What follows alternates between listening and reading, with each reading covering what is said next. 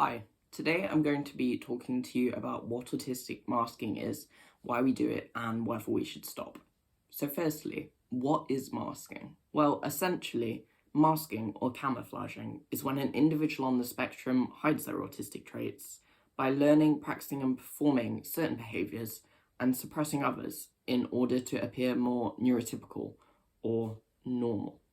It is often a subconscious reaction to an intimidating environment and manifests as a natural adaptation strategy to navigate a world that our brains are simply not wired to deal with. Masking is most common in those assigned female at birth, which is why, until relatively recently, females didn't start getting diagnosed.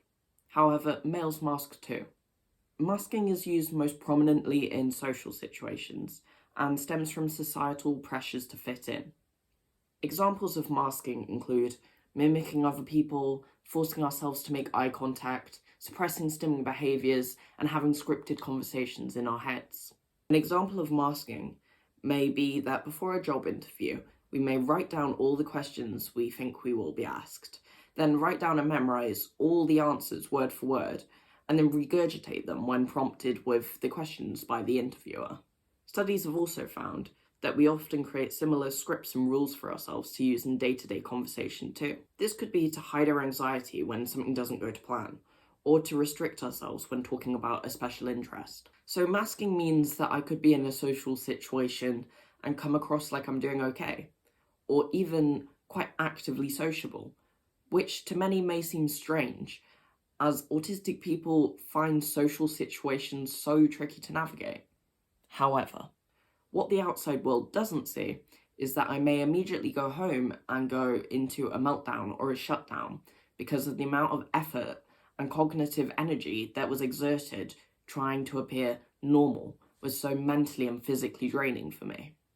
Despite this, masking can be necessary and actually useful in short bursts. It can get those on the spectrum through day-to-day life and through everyday social situations. It can help us do things such as make friends, maintain relationships, and keep jobs. However, despite this, there is no escaping that masking for long periods, such as years, is going to be extremely detrimental for you, and in the end, your mask will fall. In a metaphorical nutshell, when you mask, you're pretending to be something you're not. You are unable to be your true self, and hiding your true self is exhausting.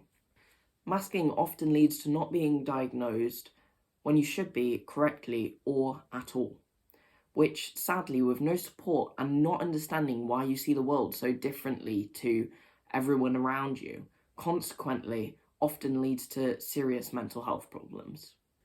So this brings us to the big question. If masking has such a negative consequence, should we mask?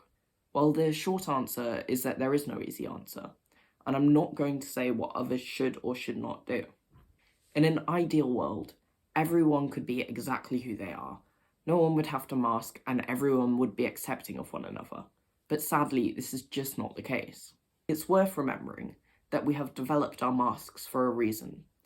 Masking is like a survival strategy, and so it partially helps us some of the time. However, it is also equally, if not more important, to realise the harm that masking does, and that allowing ourselves to unmask at least some of the time is extremely important. But unmasking can be challenging, especially if you have masked for a long time. If you out of the blue unmask around people who have only ever seen or known you masking, they sometimes may react by thinking that you're putting on your autistic traits. Alternatively, if you decide not to take off your mask for whatever reason, you may be told, well, you don't seem autistic. And so, if I had a couple of things to let neurotypicals watching this know, it would be that if we do decide to keep on our masks around you, please be aware that this doesn't make us any less autistic. Alternatively, if we do decide to unmask around you, please remember that accepting us involves accepting our true identities and not just our masks.